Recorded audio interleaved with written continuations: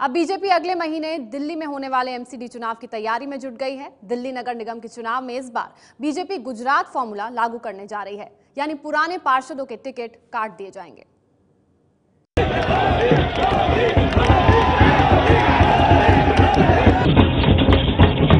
विधानसभा चुनाव में बम्पर जीत के बाद बीजेपी की नजर अब दिल्ली पर है। दिल्ली में अगले महीने एमसीडी के चुनाव होने हैं।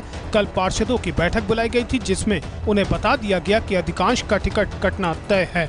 ये जो 10 साल से हमारे काउंसलर काम कर रहे थे, अब हम नए चेहरों को लाना चाहते हैं और नए चेहरों को लाने के लिए उनको मौका देने के लिए हमने ये एक पॉलिसी बनाई। इस बार 272 में से 175 सीटों का परिसीमन और रोटेशन होना है।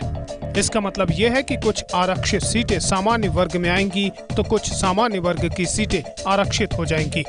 इन हालात में बीजेपी के सिर्फ 45 पार्षद ही ऐसे हैं जो दोबारा लड़ने की हालत में थे। बैठक के बाद कुछ पार्षदों की आंख में आंसू थे, जबकि कुछ पार्टी के आदेश को सिर माथे पर लगाने की बात कह रहे थे।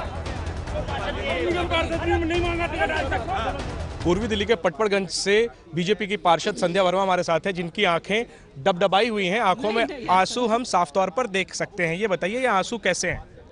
नहीं, ऐसा नहीं है, अंदर कोई ऐसी कोई बात नहीं हुई है, लेकिन अगर मेरी पार्टी कोई डिसीजन लेती है तो मैं अपनी पार्टी के साथ हूँ। सिर्फ पूर्व पार्षदों को ही नहीं बल्कि उनके परिवार के लोगों और रिश्तेदारों को भी टिकट न देने का फैसला किया गया है। ऐसा प्रयोग बीजेपी गुजरात में भी कर चुकी है, जो कामयाब रहा था। आमतौर पर इस तरह का फैसला सत्ता विरोधी लहर को ठंडा करने के लिए किया जाता है। 19 मार्च को बीजेपी अध्यक्ष अमित शाह दिल्ली के रामलीला मैदान में बीजेपी के बूथ कार्यकर्ताओं की रैली करेंगे, जिसमें करीब 55,000 से ज्यादा बूथ कार्यकर्ता शामिल होंगे और दिल्ली के करीब 13,000 बूथों से आए कार्यकर्ताओं को इसके लिए निमंत्रण दिया गया है। एमसीडी पर 10 साल से बीजेपी का कब्जा है। पिछली बार 2012 में एमसीडी के चुनाव हुए थे, उसके बाद 2 बार विधानसभा चुनाव हुए, लेकिन बीजेपी को जीत नहीं मिली। यही वजह है कि अब बीजेपी नगर निगम के चुनाव में उम्मीदवार का चेहरा बदलना चाहती है।